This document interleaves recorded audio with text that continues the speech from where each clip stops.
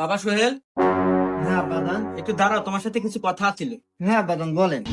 আচ্ছা বাবা, কথা পরেই কই, কিন্তু তুমি এই ভর সন্ধ্যাবেলায় কই রওনা দিলা বাবা? আব্বাজান, একটু পর মাগরিবের আজান দেবে, এই জন্য আগে থেকে আমি মসজিদ বলে আগে যেতেছি। আহ বাবা, তোর কথা শুনে বুকটা ভরে গেল। তুই কত খারাপ ছিলি, বন্ধু বান্ধবের সাথে আজে বাজে নেশা করতি। যাক, তোকে যে আল্লাহ এত ভালো বানাইছে, এজন্য আমি আল্লাহর কাছে শুকরিয়া আদায় করি, আলহামদুলিল্লাহ। আচ্ছা আব্বা, তুমি জানি কি জানি বলতে চাইলে, ওটা একটু বলো, নাহলে আবার আজান দিয়ে দিবে, আমার মসজিদে যাওয়া লাগবে। ও আচ্ছা বাবা, ঠিক আছে। ওই যে তোর মার না খুব অসুস্থ, কয়েকটা টাকা লাগতো, একটু ওষুধ আনতাম। ও আচ্ছা আব্বা, দিতেছি। तो रुको जरा। खत्म।